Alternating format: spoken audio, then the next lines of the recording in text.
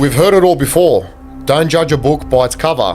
But what if the Greeks believed that the cover could reflect the contents? The idea of Kalokagathia is the ancient Greek ideal of becoming both physically impressive and morally excellent. In modern society, there is a clear disconnect. To me, the ideal man is this ancient Greek idea of being physically impressive, beautiful, and morally good. Where do we base our morals from? Exactly. If it doesn't come from God, right, where does it come from? Celebrating mediocrity is very detrimental to society. The testosterone level has declined over 50%. You're telling these people that it's okay to not want more and it's okay to not want to learn. And that's where we stop as a society. And part of that is making mistakes. This is why I'm such a big preacher of fail, fail, fail. Learn to fail, get up, do it again. Fail, get up, do it again. Because until you do that enough times, if you're not failing, what lessons are you learning? The men of today that have had enough, that are fed up, they're taking a stand both physically and mentally. They're cultivating their body and mind, and that is what is going to bring society out of the shit that it's in. We've heard it all before. Don't judge a book by its cover. But what if the Greeks believed that the cover could reflect the contents? In Herodotus' histories, we see Solon describing the Athenian Talus as a happy man because he had sons that were Kalokagathia, beautiful and morally good. The idea of Kalokagathia is the ancient Greek ideal of becoming both physically impressive and morally excellent.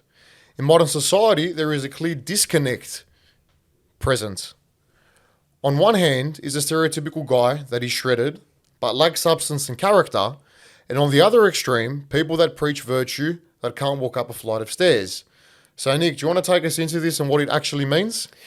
Yeah, so the idea of Kalokagathia to me is essentially what's missing in society these days. And like you said, there's a clear disconnect there. There's your gymfluencer that's shallow. Yes, he's got a good rig, he's got a good body, but he doesn't have any substance. He doesn't think. He's not your person that reflects and actually finds things that he's actually passionate about. It seems like he's extrinsically motivated by, applause from girls or any sort of attention, trophies, whatever that may be. And then on the other extreme, you have people like your philosophy professors that preach the good words of ancient Greeks, but they seem to cherry pick.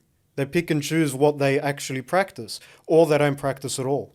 So that disconnect is essentially what is missing from the men of today. And I believe that, to me, the ideal man is this ancient Greek idea of being physically impressive, beautiful, and morally good. So the ideal man for me sort of has the body of an athlete, the mind of a stoic, the spirit of a warrior, a fighting spirit, and the heart of a poet. So if a man is striving towards that, the only way to get there for him is through discipline. That's the goal, and the only way to achieve it is through discipline. So this episode essentially of the Jacked Philosopher podcast is kind of delving into how the modern man must integrate both the physical and the mental, and how that creates a holistic picture of what a man should strive to be and how a man will succeed in his endeavors essentially and have true moral value. And to kick us off, there is a quote by Jordan Peterson that really, really resonated with me. You could say it's modern philosophy, but it's an idea from the Greeks. It goes like this: if you are not a formidable force, there is no morality in your self-control. If you're incapable of violence, not being violent isn't a virtue. If you're harmless, you're not good because you're peaceful. You're just harmless, you're weak.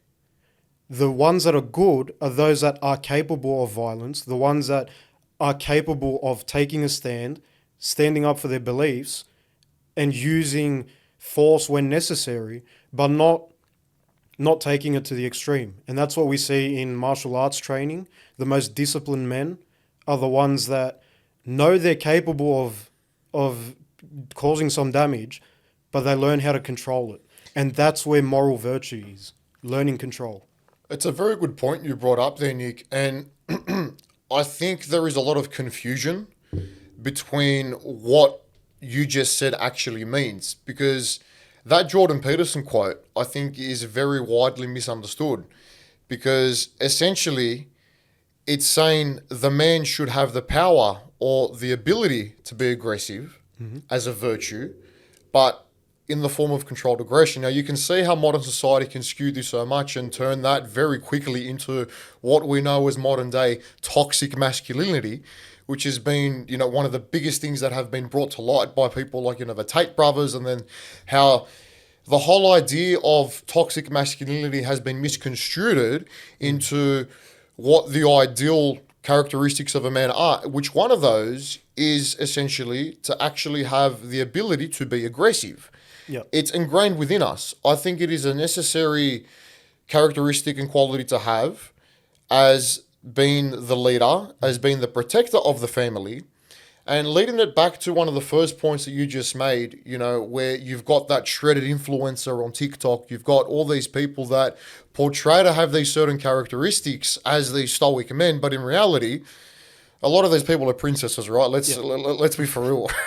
They portray to be one thing on social media for the views, and social media itself is to blame for one of those things. But on the other hand, as I said, they don't really possess those, stoic qualities, those qualities that actually make up the man, which one of those being controlled aggression. So I want to be able to debunk that with you, Nick, and actually get into what does Jordan Peterson mean by having the virtue of being aggressive, but knowing when to actually show it, or knowing when the necessary time to show it is. Has it got to do with the idea of being the protector of the family, being the protector of the family household, of the kids, of the wife? How do we apply that into modern day society to say to men, hey, it's okay for you to have the qualities and the characteristics and the ability to be aggressive, but at the same time, we're not telling you to go there and bash your wives or be well, it's true, but that's what it's been turned into, right? It's the respect that a man essentially deserves, or the respect that a man should carry. First of all, that starts with himself. A man respecting himself is the first part, right? And what actually makes up that that quality of being respected. And that's exactly where the physical excellence comes into play. Correct. Where if you're not taking care of yourself, how are you going to take care of your family? Like if you don't have enough self-respect to be fit, to be strong, to be capable of things physically, then what are we talking about here? Who are you going to protect? How are you going to stand up for what you believe in? And I think, as you were saying, you kind of touched on it, where these days it seems that there's the disconnect, and it creates emptiness and sort of disillusionment. This episode of the Jacked Philosopher is brought to you by Metamorphysique. Our coaching and mentorship program is for men ready to transform their body, mindset, and life. We know what it feels like to be stuck, overweight, unmotivated, and undisciplined, because that's where we started. And that's why we created a program that goes beyond training plans and diets. We rebuild daily structure, discipline, and the confidence that comes from building a physique that you're proud of. So if you're ready to stop wasting time and finally take control, head to metamorphysique.com or DM us on Instagram at George_metamorph or Nick_metamorph. Transform your body to transform your life. There's confusion. I think there's confusion. There's clear confusion. And I guess the term masculinity has been taken by these weak people and bastardized, and they've turned it into a catchphrase that doesn't really have a definition, doesn't really make any sense. And I think that's where the danger lies. Like, what is masculinity? How do we define that? So obviously, if you ask different people or different men different things, you're going to get different answers. But in essence, to be a masculine man is to be a man that has respect for himself, that commands respect from others through actions. That's the most important thing. Because you can't just say, I demand respect. No, who are you? What have you done? Well, the actions define a man. Exactly. The things that you do define who you are. And this is something that we link into something that we have talked about in the past as well in another episode. You are what you repeatedly do. Yes. So I think all the philosophies interlink with each other and they all relate because it is very, in fact, important to address what the identity of a man is and what the identity of that stoic man is. And part of that is being able to acknowledge and appreciate the fact that having these characteristics of a man, which one of them is, that controlled aggression, you're right, it has been bastardized and it's been strayed away from because people seem to think now that even people that, are jacked or people that are more physically developed than other people, straight away from the eyes of modern society, you look like you're a freak. Even if you're a little bit more fit than the average person, all of a sudden that's straight away associated with egotism. It's associated with arrogance, and it's associated with someone that thinks that they are better than someone else. But this is where I want to be able to explore and essentially say, well, hang on a second, that's not the case. Just because I decide to look after myself, right, it doesn't make me, or at least I hope not to be perceived as someone who is, not humble or someone who isn't trying to better myself or thinks that I'm better than anyone else. Because at the end of the day, especially in the sport of bodybuilding or in the, not just in the sport, but in the art of building your body, you are on a consistent journey of self-improvement. Yeah. So how can you sit there and say then from one end, this person is so egotistical or they're so arrogant, right? When in reality, if you're doing it for the right reasons, and there are people that do it for the wrong reasons, and I do want to get into this a lot further. Yeah. If you're doing it for the right reasons, then the journey is continuous and it's one of self-improvement. There's no real end goal because you are constantly learning about yourself. You are trying to discover new heights. You are reaching new challenges. There's something, good that I heard a while back on social media, and it's the people that climb Mount Everest, right? Anyone that embarks on a journey to climb Mount Everest, they don't climb Mount Everest to see the view at the top. They climb Mount Everest because it is an extremely difficult challenge that not many people are willing to embark on. And it is during that challenge of going through that journey where they know a lot of people are going to die. The actual process of you making each little step, climbing each little mini mountain to get to that peak, that's where all that learning happens. That's where the journey is really made. And the same thing goes for a physical transformation. And the same thing goes for, being physically fit. It's about the little journeys that you make on the way. Same thing in a bodybuilding prep. The lessons that you learn, what actually turn you into the person that you are to become.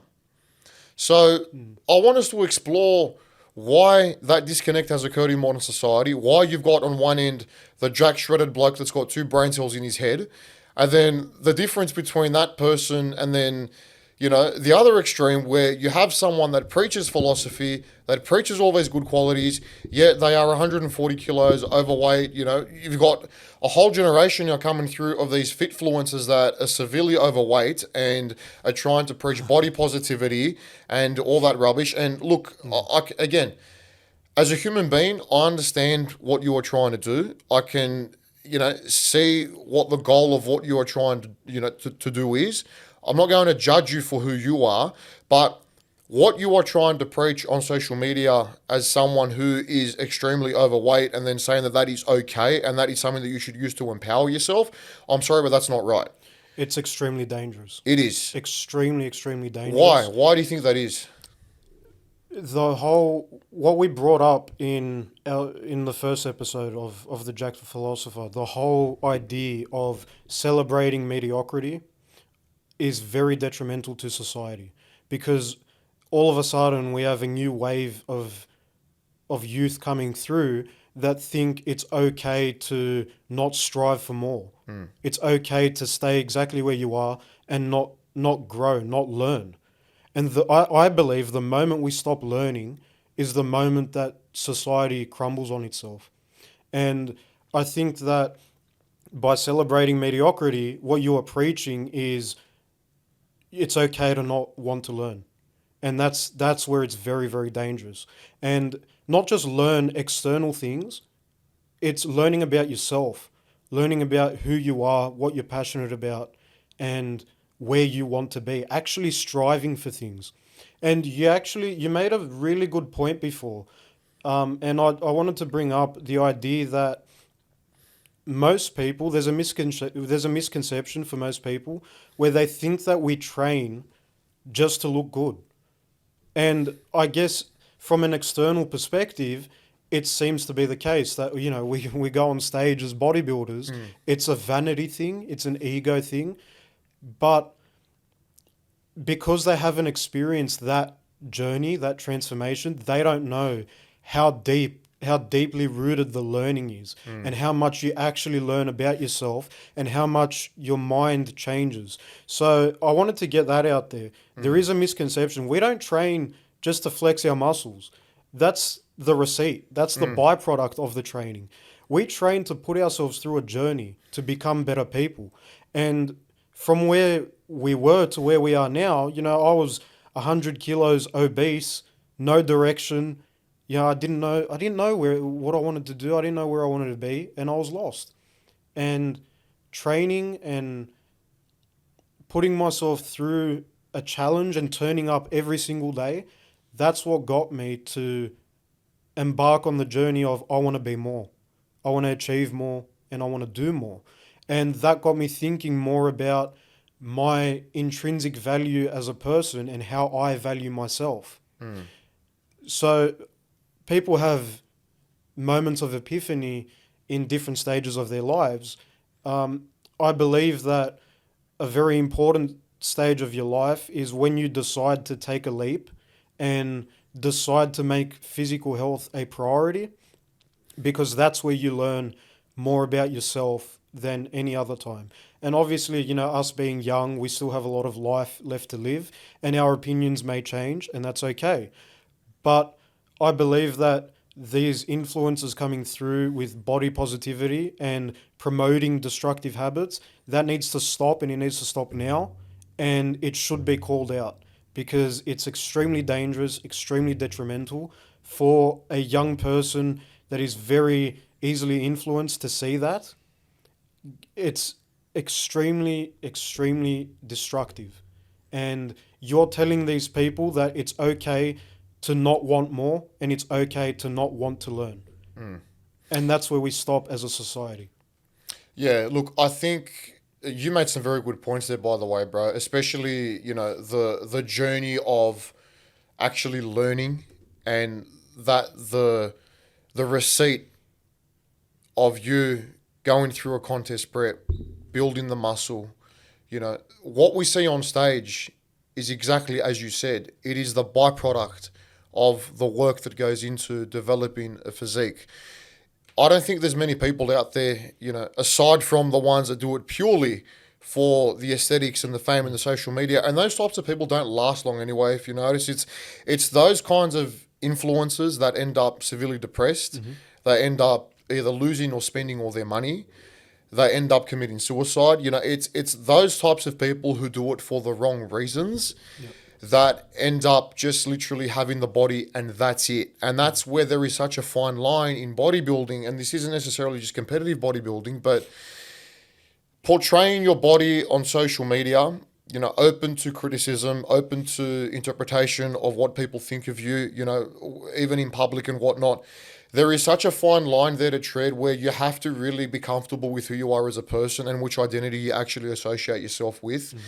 Because it can become very dangerous. And again, what one person might see on social media, of, say, for example, me putting a video of me practicing my posing routine, can be perceived vastly different to what someone else might see. On one hand, someone can say, okay, this is him going through the process of what it is to be, to do bodybuilding. I'm showing them, my craft, what it is that I love doing. The other person will be like, he's half naked showing off on camera posing, right? And I think it's very important to establish a difference between the two, because there is a difference between the two. And again, it's the attitude that you portray, with that identity that you decide to associate yourself with. Am I that bodybuilder that is doing it for the journey? Am I there to learn about myself and to actually develop myself from a holistic perspective, both physically, mentally, and spiritually, right? Or am I just there to build a physique, get photos so I can show the whole world, look at me, I'm better than you? And as I said, modern society has greatly, confused this with the idea of what the modern male is supposed to look like, where you look at a few hundred years ago, what the old, warriors and the Spartans and the soldiers used to look like, they were pretty damn jacked. Yeah. Yet it was normal to look like that. Now, you look today down the street, you look at someone walking on Bondi Beach. I'm sure we've been guilty of this as well. You see someone, either they're shirtless or they're in the string, and they've got their sunnies on, they've got their fresh fade. Your first thing straight away is to look at that person and say, oh, he's full of shit, or he's full vanity. of himself, It's vanity. just- It's the first thing that comes to your mind, and it's sad to think that, because that's what's been normalized with looking at a very well-developed physique. Whether they're natural or not doesn't matter, right? The work's been put in to get to that physique. But that prejudgment of that person straight away, without you even getting to have a conversation with them. You scrolling past that photo on Instagram and, straight away having a premeditated judgment of that person's personality just based off their aesthetic physique. It's incredibly dangerous.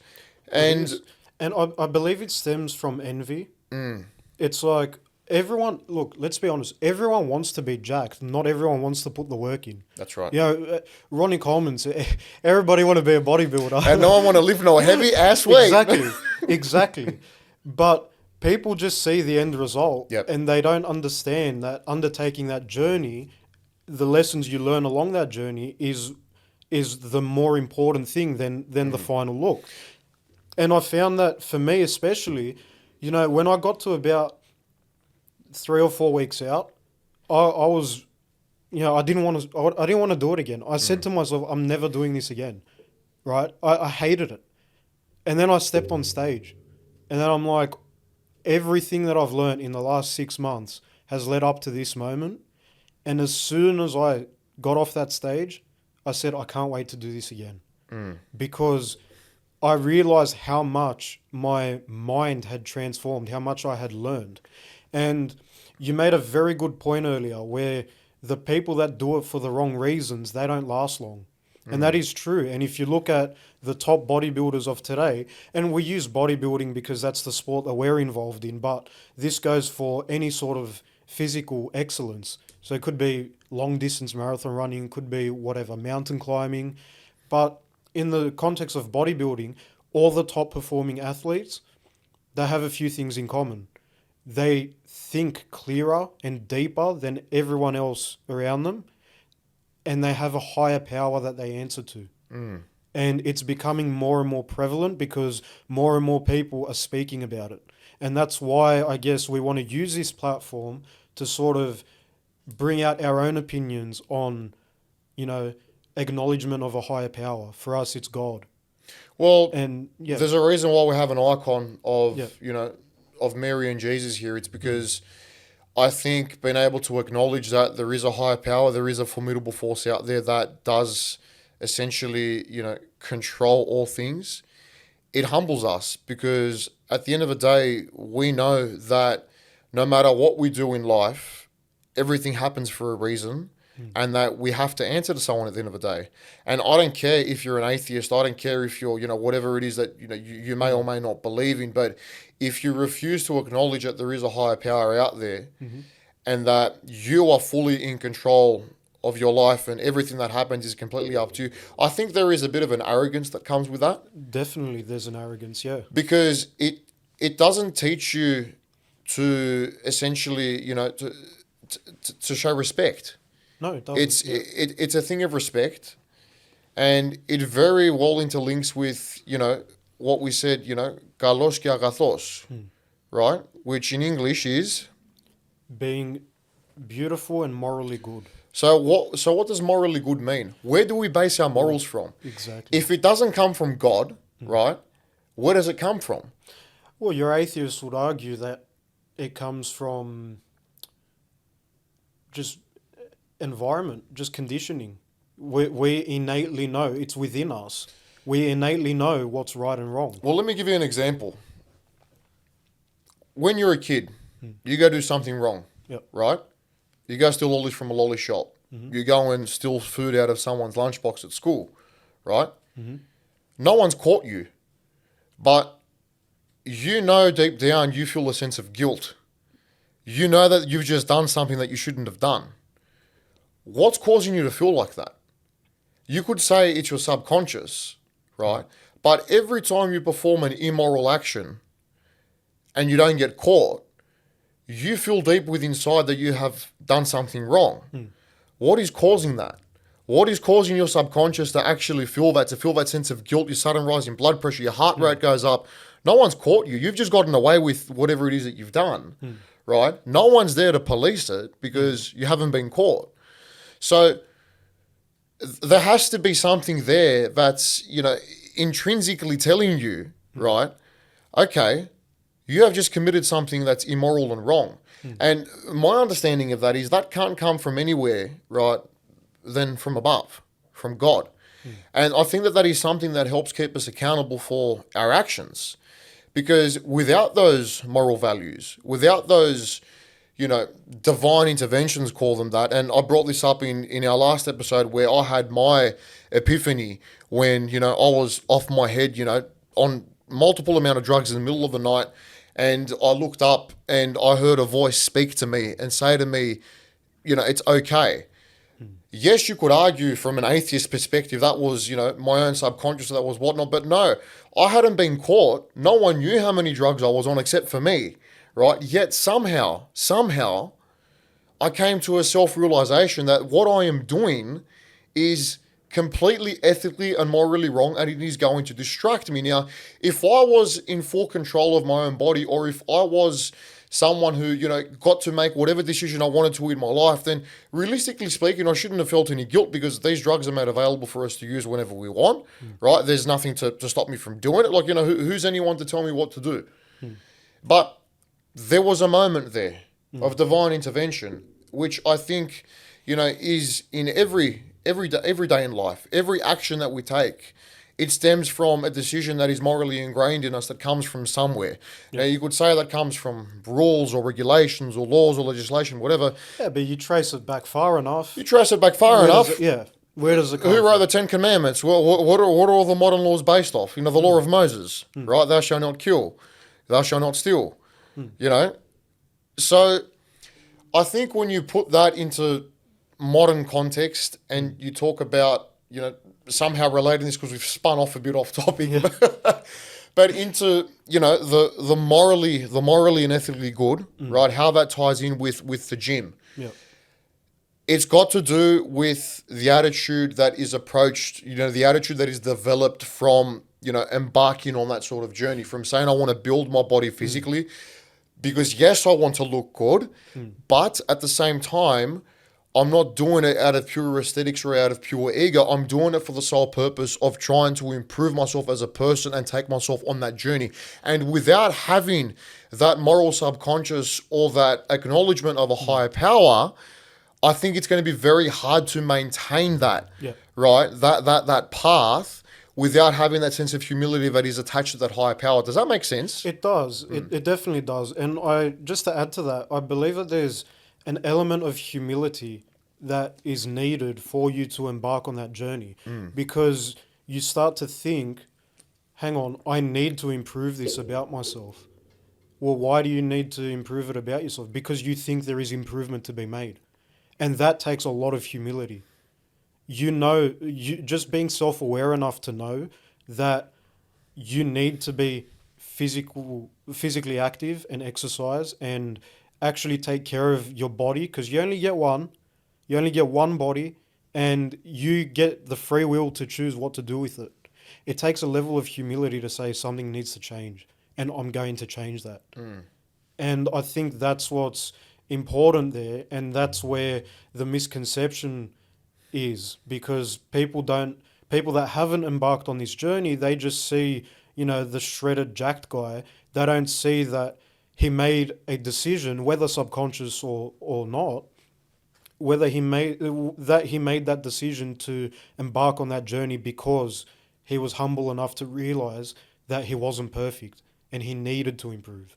So that's the point that your Gen Pop doesn't understand about the sport. And I guess the journey of constantly trying to improve yourself and trying to learn, well, what are you learning about? Like why do you feel the need to keep improving and keep learning? Because you're striving for something. You're striving for to become better than you are now and to achieve ascension into something higher than you are right now. And that's essentially, whether people know it or not, that's what faith is. It's about becoming something better. It's about acknowledging your faults and becoming something better. So your body is a reflection of what you have within you, what you think about yourself. And, you see a fat guy on the street, you're like, okay, is he content? Is he happy to be like that? What is that? That's a level of arrogance. Like, you've got one body and then that's it. You're done. You're dead. And you have the arrogance to not take care of it. Like, that's a bit, you know what I mean? Why do you think that this whole idea of, being physically fit and embodying all these characteristics of what we would call, someone to be a stoic person, why do you think that's been suppressed? How deep do you want me to go? Why do you think it's been suppressed? What do you think it's social media? Do you think it's where, people want to go in terms of the natural progression of society? It's because it's definitely an issue that I'm sure everyone is well aware of. I mean, look, and when we bring guests on, I want to dive deeper into this because once we have guests that are, in a generation that is older than us, they can speak about experiences, from their childhood. There is a clear distinction between what the ideal man looked like 50, 60 years ago. Yep. First of all, the amount of hours that they were working back then, right? Now, you'll see modern men complaining about working one full-time job. You'll have young kids starting to work at 16 or starting an apprenticeship in a trade. They'll work 2 days of the week and then they'll take a stickie because they had an argument with the missus. It's like that was unheard of back then, The testosterone level has declined over 50%. Well, that's the thing. We have empirical data. That's right, That we do. shows We what have we're talking about. absolutely. Why has that happened? Is it as a result of these ideas of, being a masculine man being suppressed in modern society? And is it the whole trend of what the effects of social media have had and, what the news is saying or what, whatever the different political agenda of the day is? Is it because of that, or is it because we are just lazier as the generations have, have gone on? I think that it's multiple factors that have come into play. I believe that it is by design. And what I mean by that is Interesting.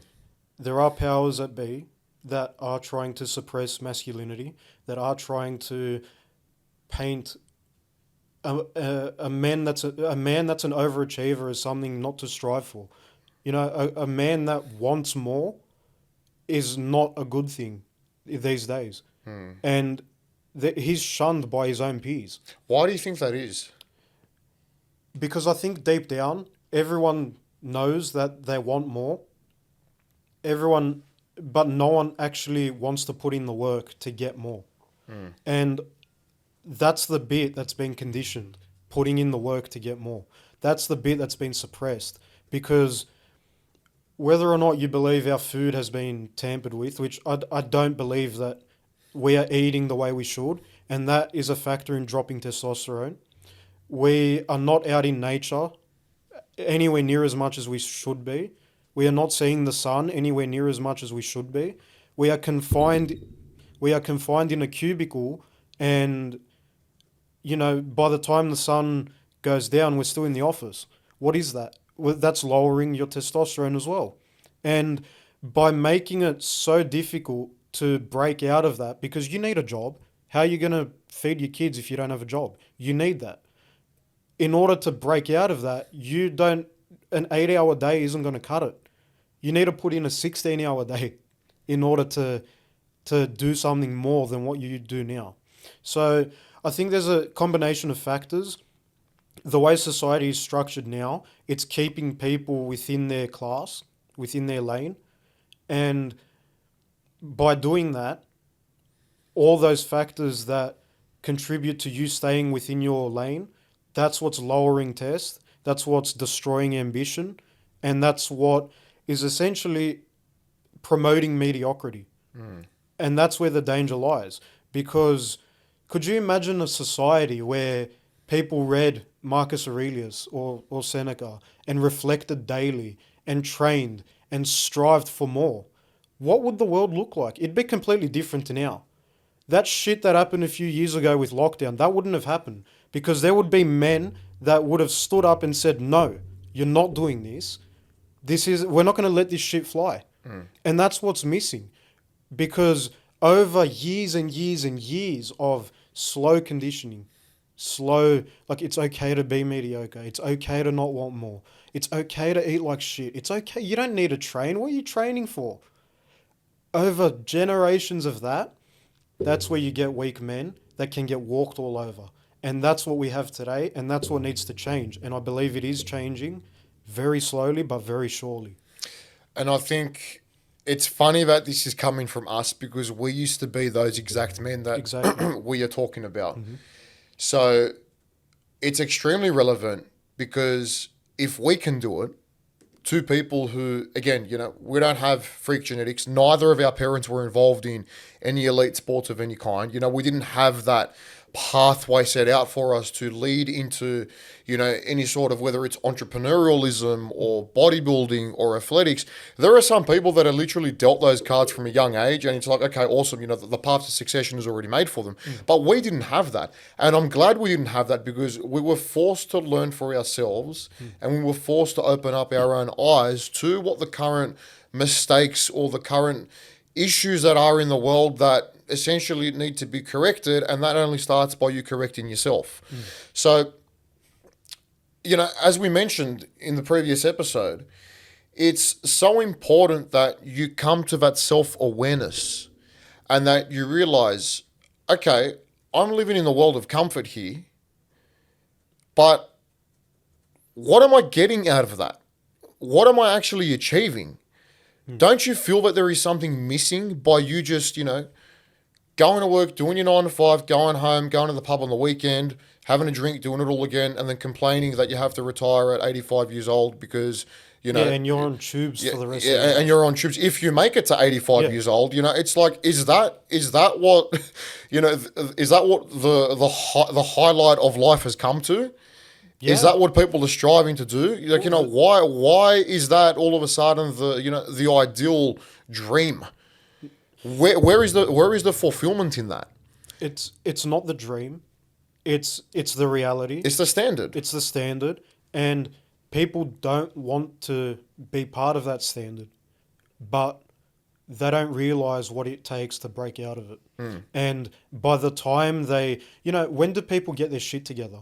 Like, these days, what's promoted? Sex culture, drinking, partying, gambling. You do all that in your 20s, right? By the time you get your shit together in your 30s, well, by then all your ambition has been stamped out. Because, oh shit, I need to buy a house. If I want a family, I need a full-time job. Yeah. You can't take risks. So you become a lot more risk averse in your 30s. And that's where it's dangerous because no one wants to work 9 to 5 for 50 years and then retire and spend 10 years in hospital on tubes. But at the same time, because they've been ingrained in such a habit pattern for so long, it's too late for them to change anything. Whereas we're here to tell you it's not, right? Yes. And this is where I want to bring in, one of my clients who is in his mid-40s. Severely, he was severely overweight when he first started, had zero habits around, building good relationships with food and whatnot. But I had to get it into his head that if he wanted to be around for his kids, if he wanted to be around for his partner, he had to make that change. Yep. I don't care where it started from. It wasn't about the weight loss. It was about making a change.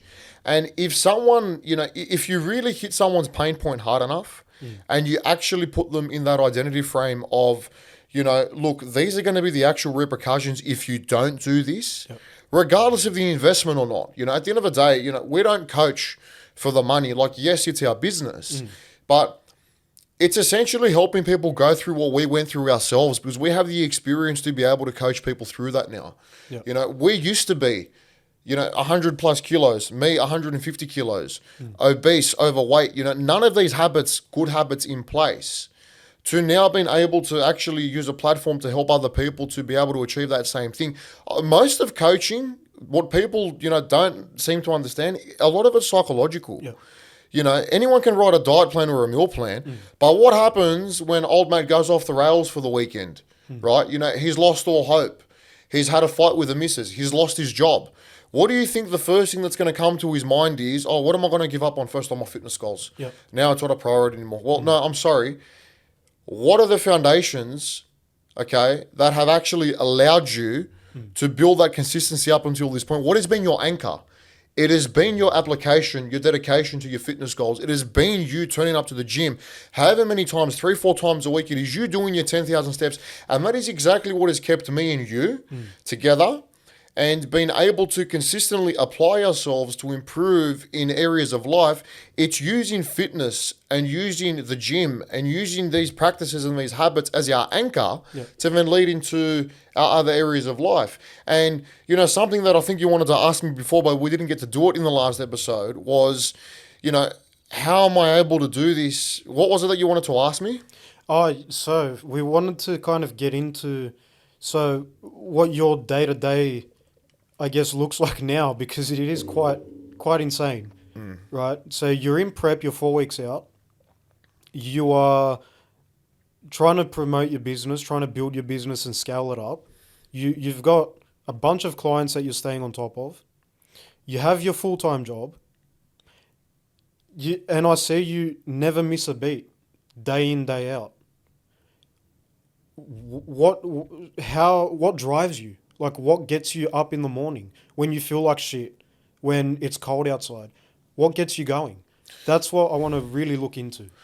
Well, look, I mean, again, what you said sounds like a lot, and for a lot of people it is a lot. But I'm so far from perfect. It's not even funny. Like, there are so many things that I will stuff up on a daily basis.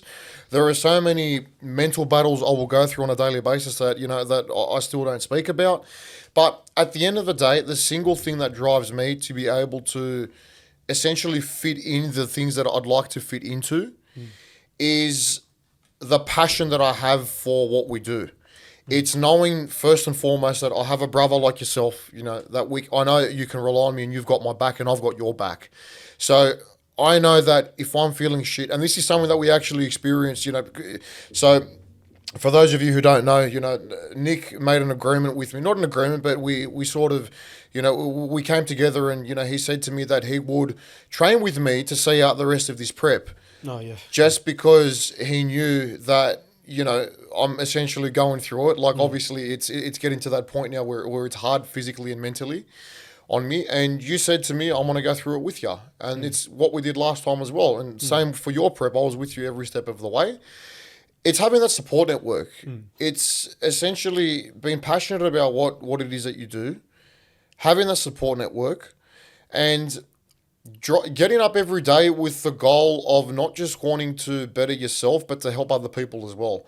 And that's why that's why we both chose to become coaches, because we genuinely have a passion for helping other people, not just from a fitness perspective, but, to bring them things like this.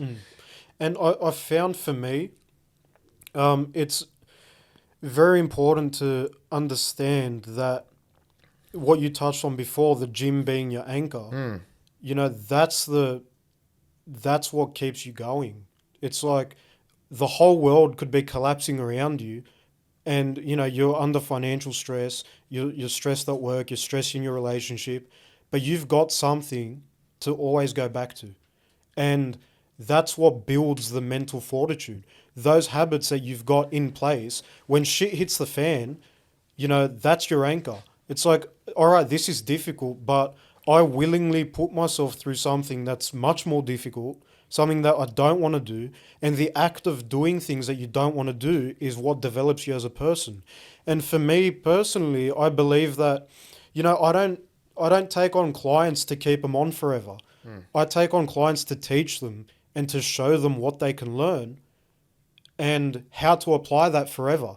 Once they're done with me, they can take what they learned from me and use it forever, because it's all about building that foundation. And from there, it's the only way is up. And even if you fall, you can get back to it, because those habits were in place before, they can be in place again. And that's what's really, really powerful about embarking on a physical journey and challenging yourself physically and becoming more and wanting physical improvement, and how that translates to all other areas of your life, because it does. That's what we saw within ourselves, and that's what we want other people to experience. Well, you asked me before, how is it that I'm able to do all these things? Well, it's literally because of bodybuilding. It's literally because I've been able to slowly accumulate a set of habits over a set period of time, from being that 150 kilo obese kid doing nothing to now, juggling a fair bit. And, if it wasn't for that anchor, if it wasn't for training being my foundation, with my faith as well, because let's not forget that, my faith in God, knowing that no matter how big of a risk that I take, and we have taken some pretty big risks this year, and we're about to take some more. Yeah. It's being able to essentially use that to, first of all, give you the balls to say, okay, I'm actually capable of doing this. Because let's not forget, training doesn't just give you the body, it gives you the confidence. And that's where it can be a double-edged sword as well. But if you use that confidence that you gain from training and that positive self-esteem build that you acquire from, consistently improving and going to the gym and, doing all the things in the process to improve, then it absolutely translates into other areas of life. It helps you pursue business. It helps you pursue promotions in your career, whatever it may be. It gives you confidence with women if that's what you want to. If that's what you want to do, because you actually feel good about yourself, and it's important that people need to feel good about themselves, because most people, they say they feel good about themselves, but they're genuinely depressed and they're genuinely disgusted deep down. Yep. You can see it in their expressions. You can see it in the way they carry conversation. They're not happy. I see it a lot, whether it's in some workplaces, whether it's in public, just random interactions that you might have with people, they're genuinely not happy. Yep. And I think that needs to change. Did you want to say something? Yeah, so I've got an example actually. So I haven't caught the train in over a year, but last time I did, it was during peak hour. There was hundreds of people crammed in like sardines in the train. Everyone was fat and depressed, every single person, and they were all on their phones. Now, me, I might be a bit weird. I am kind of weird, but I like to people watch. I like to observe. So I sat there. So you're just autistic, you're saying? Yeah. There's an element of that in all of us. I think there is, bro. I mean, I'm tracking my rice to the grain. I think there's a bit of a spectrum behaviour like there. So, well, yeah. But I was just watching everyone. Yeah. Every single person was on their phone. Every single person was fat. Every single person looked like they didn't want to be there. And they were heading to work into the city. And that's what, I guess, that's when I said, I don't want to be one of these people. I want to achieve more. And the only way I have the confidence to back myself to achieve more is because I know I have improved so much from where I was to where I am now. And I know the only way is to keep going. Because as we said, habits compound. And the more they compound, habits build excellence. That's Aristotle. Habits build excellence. Excellence is a habit.